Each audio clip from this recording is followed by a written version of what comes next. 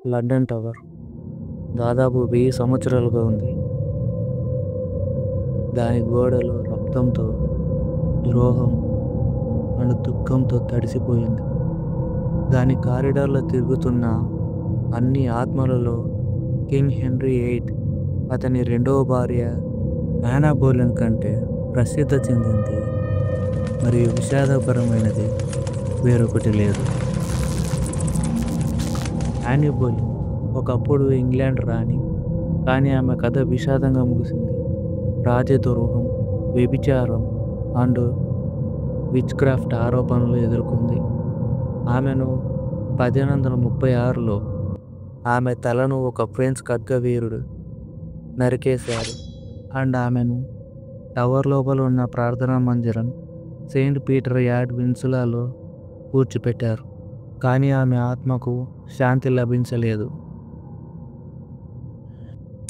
శతాబ్దాల క్రితం టవర్లో కాపలాగా తిరుగుతున్న గార్డ్లు క్వీన్ హౌస్ దగ్గర ఒక తెల్లటి వ్యక్తి తిరుగుతున్నట్లు చూశామని చెప్పారు. ఆమె ట్రూడర్ డ్రెస్సులు వేసుకుంది. ఆమె పొడవాటి జుట్టు, ఆమె బాధాకరమైన ముఖము చూశారు. అత్యంత చిరాకు కలిగించే భాగం ఏంటంటే ఆమె తన తెగిపోయిన తలను తన చేతుల్లో మోసుకుంటూ వెళ్తుంది.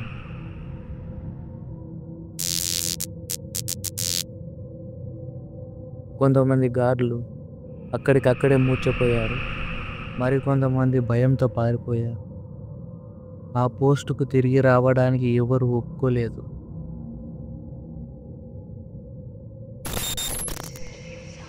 యానీ సమాధి చేయబడింది సెయింట్ పీటర్ యార్డ్ విన్సులా చాపెల్ లోపల. ఆమె ఆత్మ తరచూ బలిపీఠం వద్ద నిశ్శబ్దంగా ప్రార్థనలో మోకరిల్లడం కనిపించింది. ఎంతోమందిని ప్రాధేయపడింది. తను చెయ్యని తప్పులకి ఎంతోమందిని క్షమాపణ కోరింది. ఒకసారి ఏం జరిగిందంటే, ఒక గార్డ్ రాత్రి ఆలస్యంగా ఈ ప్రార్థనా మందిరంలోకి వచ్చాడు. దయ్యాల సమూహాలు, వారిలో యానీ కూడా ఉంది, బలిపీఠం వైపు ఊరేగిస్తున్నారు. భయభ్రాంతులకు గురైన గార్డు ఈ దృశ్యాన్ని చూసి వెంటనే అక్కడి నుంచి పారిపోయాడు. అప్పటి నుంచి ఈ చాపెల్ టవర్లోకి ఎవరూ రావడం లేదు. దీన్ని అత్యంత భయానక ప్రదేశాల్లో ఒకటిగా పరిగణించారు. యానీ ఉరితీయబడ్డ ప్రదేశంలో మోకాల మీద నించొని ఎవరినో క్షమాపణ కోరుతుంది. వింతైన కథలలో ఒకటి టవర్లోని బ్యాంకెట్ హాల్ నుండి వచ్చింది. ఒక కెప్టెన్ ఒకసారి యానీ యొక్క దయ్యాల ఊరేగింపును చూశానని చెప్పాడు.